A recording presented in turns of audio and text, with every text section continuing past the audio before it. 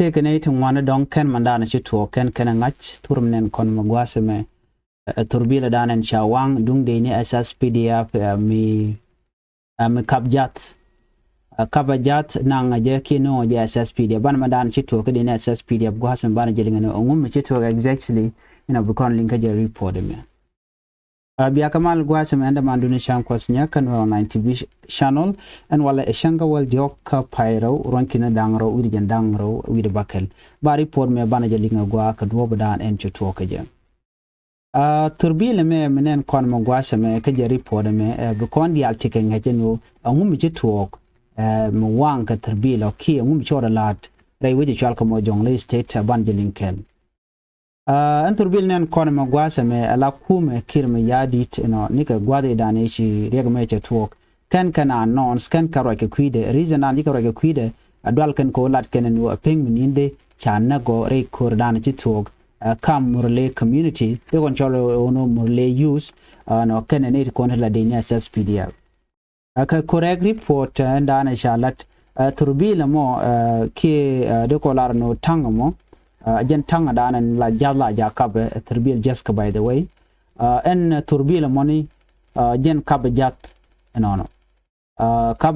kabajat jene were which bin mi che mangai kono no re Jonglie to kote ten kam kum SPLA yo ken kum SSPDF an gwata money mi che turbil che we jela ka ja chikarum ke ngani murlëë la murlëë am use shiken SSPDF shiken ambush da dok shika convoy SSPDF shikan nak kachikan kawang ne da kone kan ganak shi ne ti shop ke jandang dieju dan wan chikan kanak report dan shalat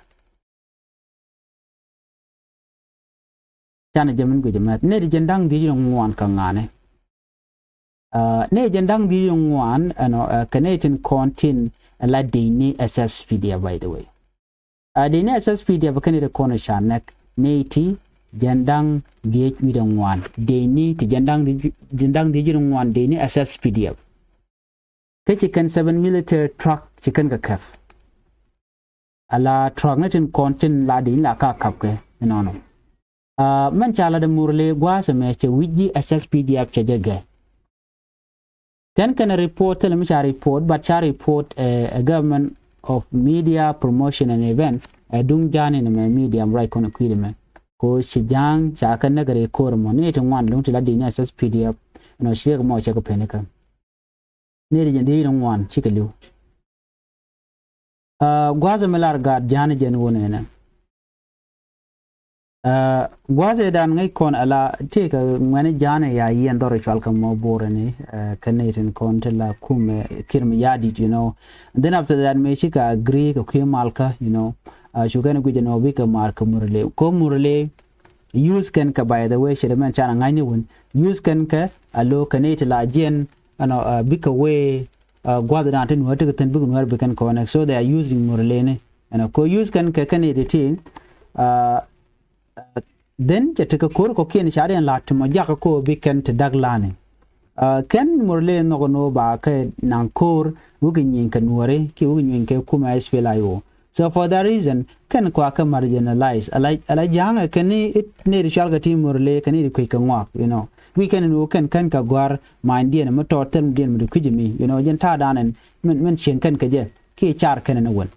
no so go kujimo ko kan char no we can okay na mental right now to jojen go murlëë kwika ngwa kan ka gwar tele ka good education and mo ke liu che jako biken murlëë biken use a tool so la we ka bugo right ka no we are core ko yo michi ka core kana to kan jang den biken murlëë biken jak chirmela kana gole for the kana jak and then again dana to so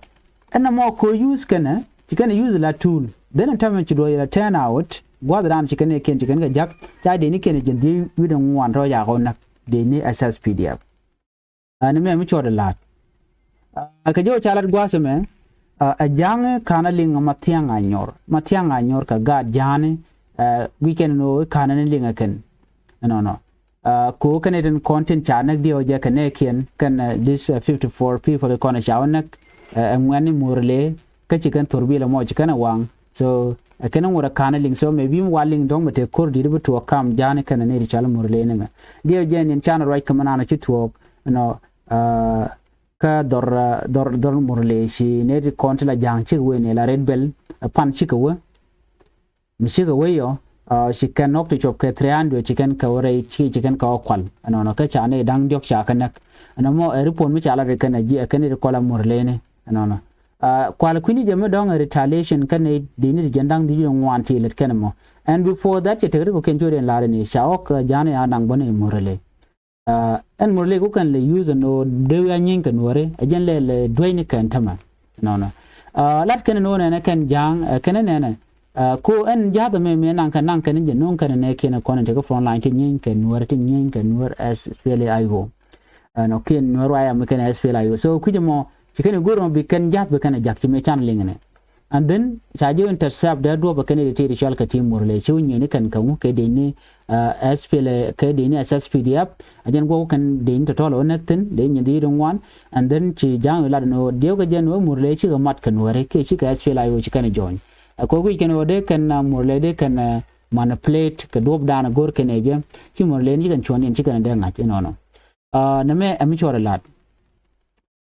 ka kuje mo ke report shalat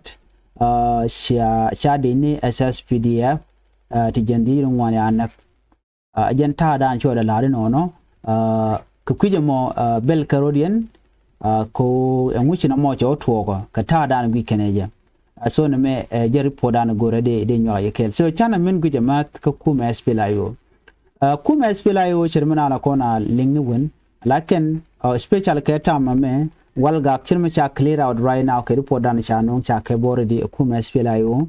alo chi de ni sspdf chi ganan mutun ni sspdf sharen bar chi kwarkien chet ke johnson lon wude shala ten gardan la jere ke de ni ko de chi wore loka chi pol nang kan dial sharen bar by the way chi woni ko jupiter right now ichi kan borshar ngade de chi kan nang la de babe dan de babu